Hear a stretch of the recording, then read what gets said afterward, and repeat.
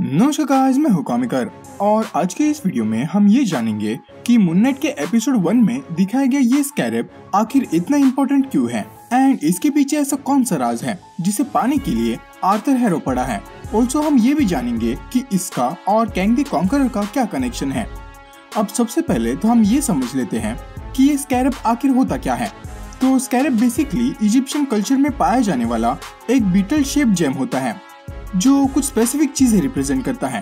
And ऐसा जरूरी नहीं कि ये स्कैरेब एक जेम से ही बना हो, ये गोल्ड से भी बना हो सकता है जैसा हमने मून नाइट के एपिसोड में देखा। अब ये scarab most of the time immortality, resurrection, transformation and protection को रिप्रेजेंट करता है। अब अगर हम बात करें कि स्टीव को ये स्कैरेब आखिर मिला कहाँ से, तो एपिसोड 1 में जैसे ही स्टीव होश में आता है अपना टूटा हुआ जॉ या फिर कह लो डिसलोकेटेड जॉ ठीक करता है।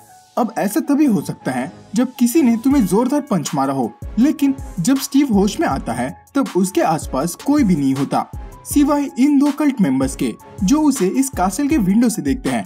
तो मे बी यहाँ पर स्टीव ने मून नाइट या फिर मार्क स्पेक्टर रहते समय इस स्कैरेब को इस कासल से चुराया हो एंड इसके विंडो से जंप मारा हो, विच मीन्स कि ये कासल आर्थर हैरो का है। क्योंकि एपिसोड के स्टार्टिंग में ही जब आर्थर को दिखाया जाता है तो वो किसी पुराने महल जैसी जगह पर होता है, तो ये डेफिनेटली उसी का कासल होगा। अब आर्थर हैरो को ये स्कैरेब इतना इम्पोर्टेंट इसलिए है क्योंकि ये स्कैरेब किसी वे में एमिट को बिलोंग करता है एंड इसमें एमिट की पावर है।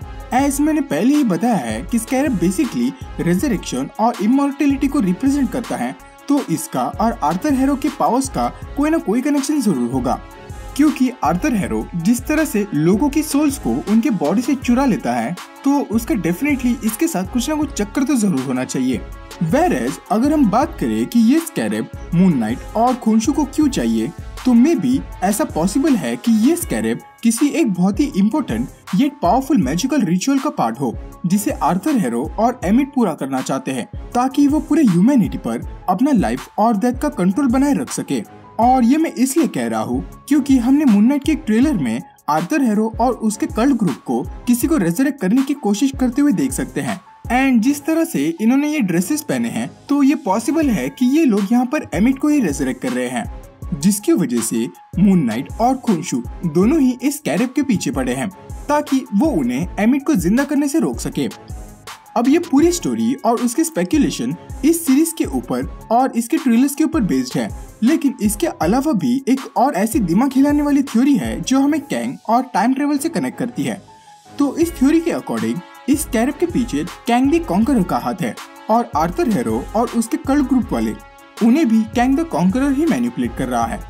क्योंकि अगर हम थोड़े से कॉमिक के इवेंट्स पर नजर डालें तो 2019 की मून नाइट एनुअल इशू 1 में दिखाया गया है कि जब Kang the conqueror ancient Egypt में रामाटूट बना बैठा था तब उसके पास 3 एंशिएंट आर्टिफैक्ट्स थे, जिसमें से एक स्कैरेब, एक आर्क और एक सेप्टर होता है जिसे बाद में इजिप्ट में चोरी किया जाता है।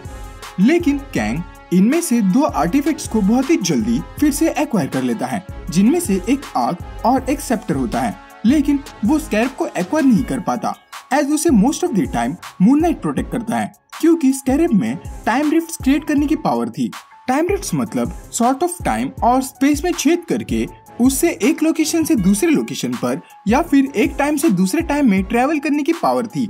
तो बेसिकली इसके मदद से कैंग उस समय एंशिएंट इजिप्ट में सब कुछ कंट्रोल करता था। ऊपर से लोकी के सीरीज में हमने एंशिएंट इजिप्ट के फिंक्स को भी देखा है जो क्लियरली रामाटूट एके एंशिएंट इजिप्ट में रहने वाले कैंग द कॉन्करर का रेफरेंस था।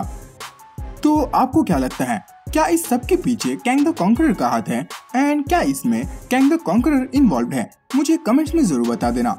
तो बस आज के लिए इतना ही, मिलते हैं अगली वीडियो में। I can make my money flip like 1, 2, 3. Fly around the world down to New Delhi. Yeah, while all of a sudden they wanna act like we friends. Probably cause they see me riding in a brand new Benz. Like